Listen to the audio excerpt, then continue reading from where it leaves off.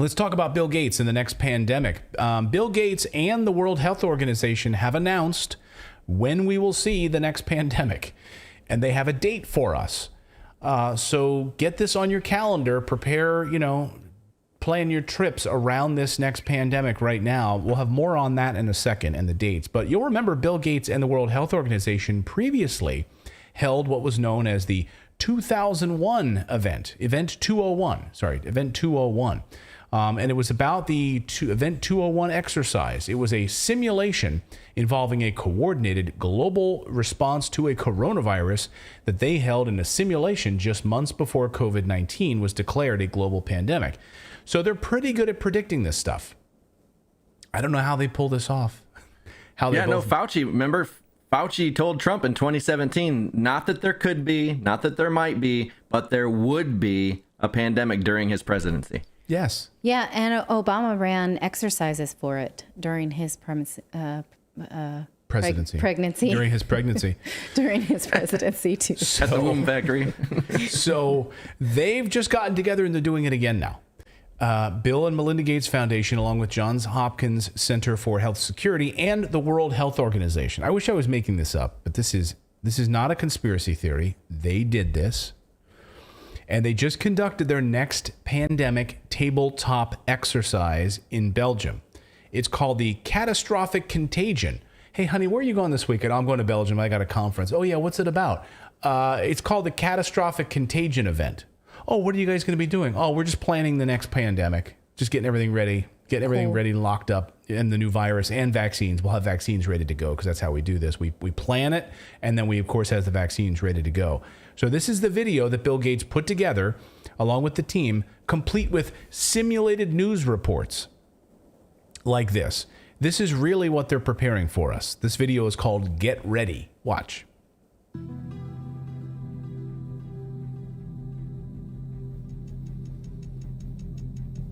Catastrophic contagion, a global challenge.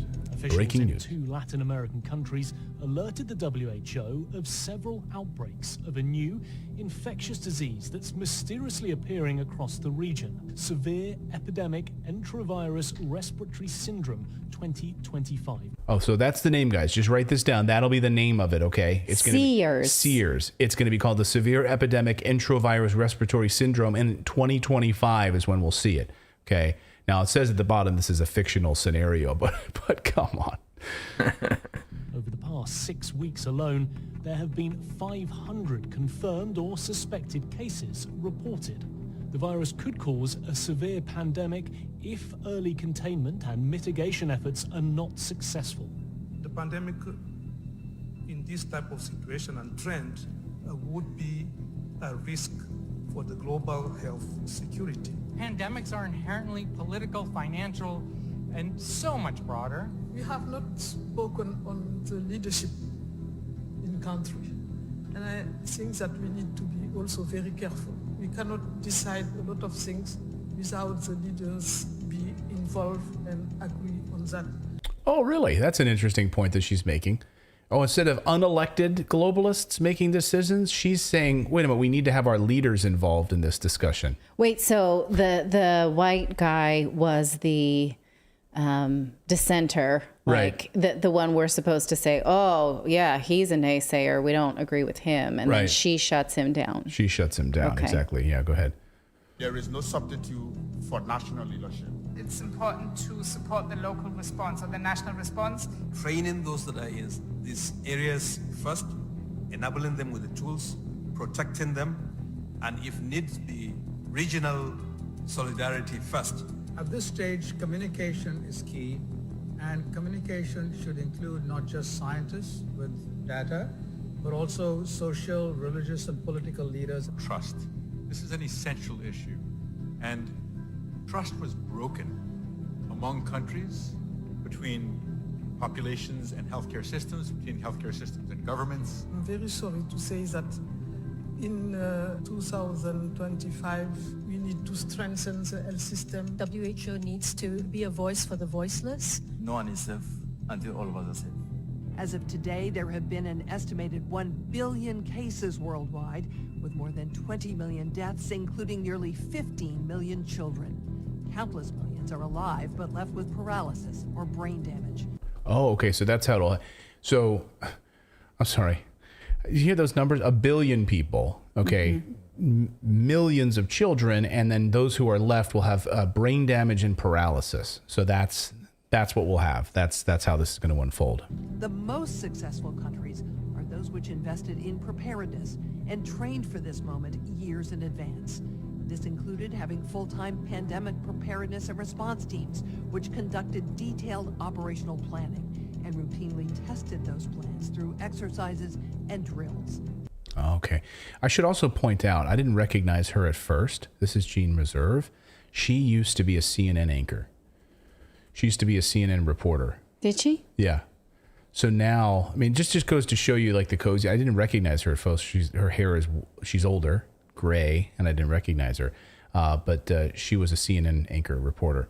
This goes to show you the coziness between the mainstream media and the likes of like the Bill and Melinda Gates Foundation and the World Health Organization to add credibility to a message that they're trying to get out. Right? Yes, but we've been freelance journalists before too, and you realize that she's just taking a contract job. Okay. We shouldn't begrudge someone taking a paying job. All right. And I saw this circulating online really quick. And I found it on YouTube and I showed Jennifer because I was like, this is like crazy that this was before COVID hit that they were playing this. And now you can't find it on YouTube. And I watched it on YouTube. So after it started to gain traction, it was scrubbed from YouTube. And now I believe you can only find it on Rumble. This video? Okay. You said this was before COVID because this just came out. Oh, this is the new one? Okay. So you've not seen the old one then? Oh, I saw. I never saw the old one. Okay. No, this is the new one that they just show released. You that because because they did the exact same thing before COVID, and it was basically this exact same thing. They laid out that it was coming. They had news people. They had the table of people talking about it. It's like basically the exact same thing. Yeah, I couldn't find that video. I mean, I showed you the event 201, but no, this is the new one that just came out. This is the brand new one that they just did in Belgium for the 2025, the new pandemic.